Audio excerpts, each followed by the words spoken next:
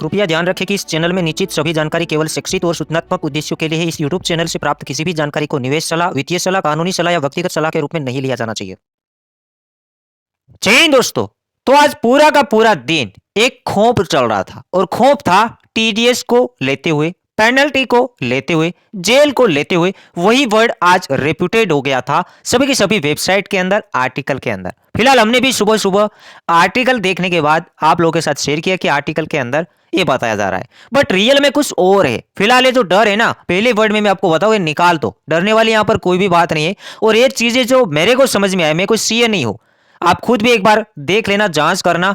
जितना मेरे को समझ में आया है, आर्टिकल के अंदर सच्चाई बताई नहीं गई है। और क्यों एक खौफ फैलाया गया, कहीं ना कहीं एक चाल थी, और ये चाल थी इंडियन एक्सचेंज की। मेरे को लग रहा है क्योंकि इंडियन एक्सचेंज का अभी यूज नहीं हो रहा है और लोग यहां पर चले गए इंटरनेशनल एक्सचेंज के अंदर। तो अगर ऐसा खौफ फैलाया जाए तो लोग वापस इंडियन एक्सचेंज में आ जाए, इसलिए कहीं ना कहीं एक खौफ फैलाया गया कि जिन लोगों ने इंटरनेशनल एक्सचेंज का यूज किया है उसको टीडीएस पे करना पड़ेगा। अगर टीडीएस पे नहीं करता है तो वहां पर पेनल्टी, हायर पेनल्टी लग सकता है, प्लस अप टू 6 महीने की जेल हो सकती है। अब लिखा है ऐसा है, पूरा पूरा खौफ यहां पर फैल जाएगा, बट सच्चाई यहां पर किसी ने भी नहीं बताया है।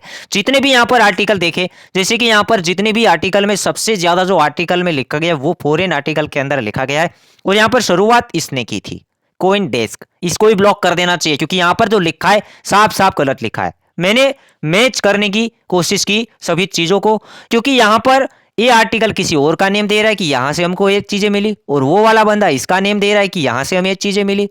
मतलब एक दूसरे के ऊपर यहां पर बता रहे कि इन लोगों के कहने से ये वाला मामला है, इन लोगों के कहने से ये वाला मसला है। हम कहते हैं ना कि ऑनलाइन क्रिप्टो स्कूल यहां पर कोइन डेस्क के मुताबिक ये वाला मामला है, तो कोइन डेस्क किसी और का नेम ले रहा है और कोई और वापस से कोइन डेस्क का नेम ले रहा है। मतलब रियल में क्लियरिटी ये वाली नहीं है। रूल्स आया है, ये बात सही है, बट जेल के बारे में, पेनल्टी के बारे में ये वाला उतना मसला नहीं है, क्योंकि यहां पर इसने जेल कितना लिखा है, 3 महीने से लेके 84 मंथ। और यहां पर अभी अभी हमने देखा यहां पर कितना लिखा हुआ है, अप टू 6 मंथ। मतलब सभी आर्टिकल के अंदर आपको डिफरेंट डिफरेंट दिखेगा, बट ये वाला लाइन एक हेडलाइन बन गया है और रियल में ऐसा कुछ भी नहीं है। तो रियल में क्या है, जितना मेरे को समझ में आया है, रियल में ये वाला मसला है। ये मैंने एक पीडीएफ निकाला है और ये ऑफिशियल है, और ऑफिशियली अभी तक किसी ने भी बयान नहीं दिया है, ना ही तो पार्लियामेंट के अंदर बातें हुई है।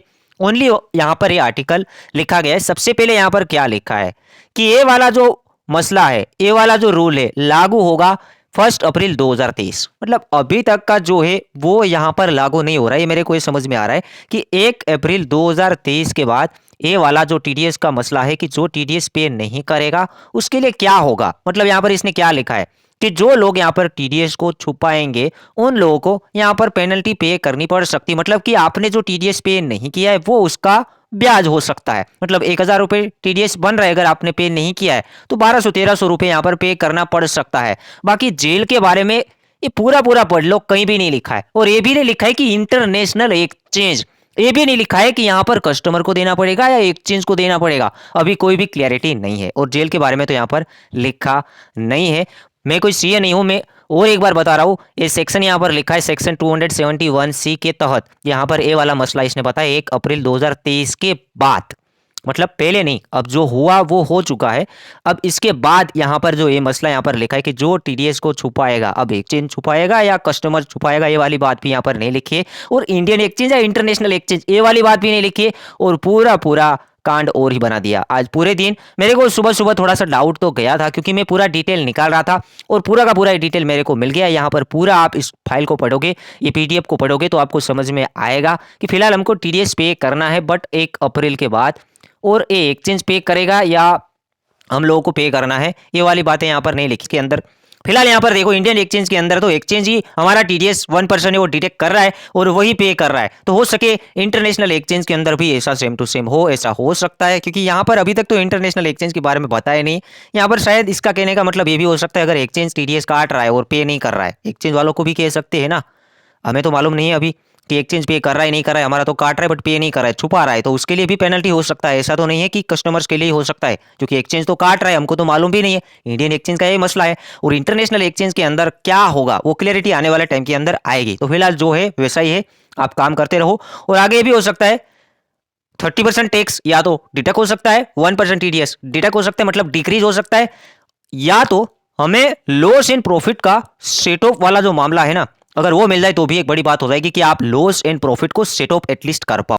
तो उम्मीद करता हूँ वीडियो आपको पसंद आएगा। वीडियो को लाइक कर देना, चैनल को सब्सक्राइब कर लेना, और डरने वाली कोई बात नहीं, एक बार आप खुद पढ़ लेना और सीए से बात कर लेना। और अभी फिलहाल मेरे को इतना मालूम है, हमारे सीए भी यही बता रहे कि अभी तो हमको भी मालूम नहीं है क्या है, सीए को भी नहीं मालूम है, और आने वाले टाइम के अंदर बड़े बड़े जो एक्सपर्ट है शायद एक्सप्लेन करेंगे, या तो बजट के अंदर ही कुछ क्लैरिटी आ सकती है।